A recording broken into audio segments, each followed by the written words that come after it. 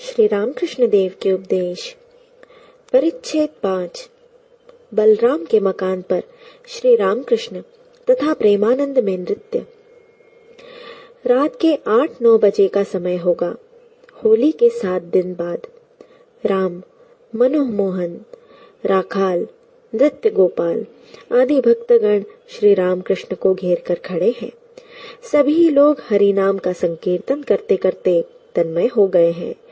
कुछ भक्तों की भावावस्था हुई है। भावावस्था में नृत्य गोपाल का वक्षस्थल लाल हो गया है। सबके बैठने पर मास्टर ने श्री रामकृष्ण को प्रणाम किया। श्री रामकृष्ण ने देखा राखाल सोए हैं, भावमग्न, बाह्य ज्ञान विहीन। वे उनकी छाती पर हाथ रखकर कह रहे हैं, शांत हो, शांत हो। राखाल की यह दूसरी बार भावावस्था थी। वे कलकत्ते में अपने पिता के साथ रहते हैं। बीच बीच में श्री रामकृष्ण का दर्शन करने आ जाते हैं। इसके पूर्व उन्होंने श्यामपुकुर में विद्यासागर महाशय के स्कूल में कुछ दिन अध्ययन किया था। श्री रामकृष्ण ने मास्टर से दक्षिणेश्वर में कहा था, मैं कलकत्ते में बलराम के घर जाऊंगा, तुम भी आना। इसीलिए वे उनका दर्शन करने आए हैं। फाल्गुन कृष्णा सप्तमी, शनिवार, 11 मार्च 1882 ईस्वी सन। श्रीयुत बलराम श्री रामकृष्ण को निमंत्रण देकर लाए हैं। अब भक्तगण बरामदे में बैठे प्रसाद पा रहे हैं। दासवत बलराम खड़े हैं। देखने से समझा नहीं जाता कि वे इस मकान के मालिक हैं। मास्टर श्री रामकृष्ण के पास कुछ दिनों से आने लगे हैं। उनका अभी तक भक्तों के साथ परिचय नहीं हुआ है। केवल दक्षिणेश्वर में नरेंद्र के साथ परिचय हुआ था। कुछ दिनों बाद श्री रामकृष्ण दक्षिणेश्वर में शिव मंदिर की सीढ़ी पर भावाविष्ट होकर बैठे हैं। दिन के 4-5 बजे का समय होगा। मास्टर भी पास ही बैठे हैं। थोड़ी देर पहले श्री रामकृष्ण उनके कमरे के फर्श पर जो बिस्तर बिछाया गया है उस पर विश्राम कर रहे थे।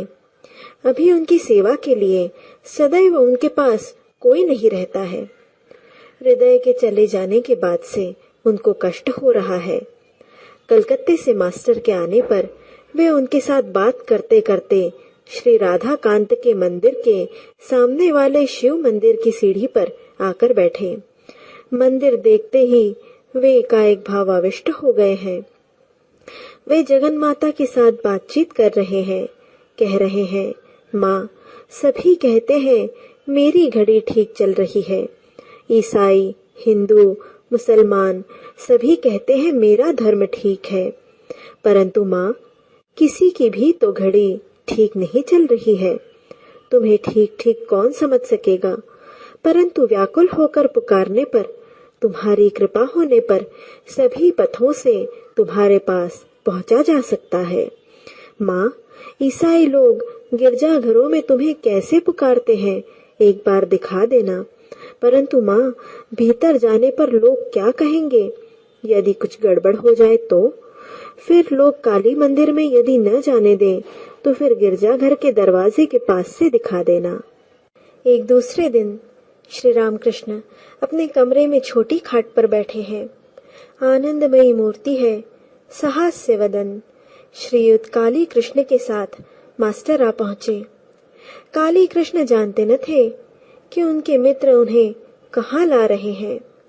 मित्र ने कहा था, कलार की दुकान पर जाओगे तो मेरे साथ आओ, वहां पर एक मटकी शराब है।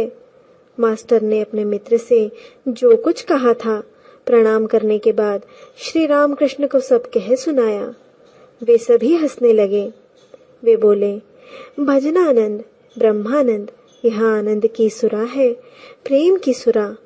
मानव जीवन का उद्देश्य है ईश्वर से प्रेम, ईश्वर से प्यार करना।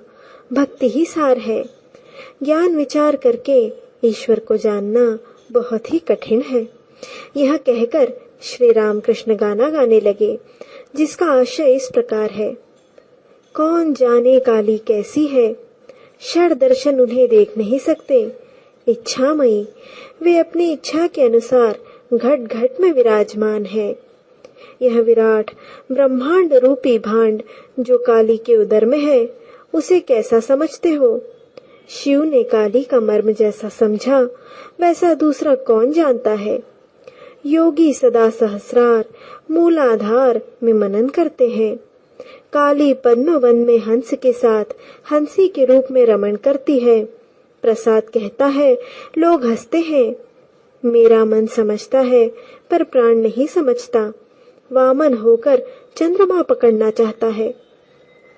श्री रामकृष्ण फिर कहते हैं, ईश्वर से प्यार करना ही जीवन का उद्देश्य है। जिस प्रकार वृंदावन में गोप गोपीगण राखालगण श्री कृष्ण से प्यार करते थे। जब श्री कृष्ण मथुरा चले गए, राखालगण उनके विरह में रो रो कर घूमते थे। इतना कहकर वे ऊपर की ओर ताकते हुए गाना गाने लगे। भावार्थ, एक नए राखाल को देख आया जो नए पेड़ की टहनी पकड़े छोटे बछड़े को गोद में लिए कह रहा है, कहाँ हो रे भाई कन्हैया? फिर क कहकर ही रह जाता है, पूरा कन्हैया मुंह से नहीं निकलता। कह रहा है, कहाँ हो रे भाई? और आंखों से आंसुओं की धाराएं निकल रही हैं। श्री रामकृष्ण का प्रेम भरा गाना सुनकर मास्टर की आंखों में आंसू भर आए।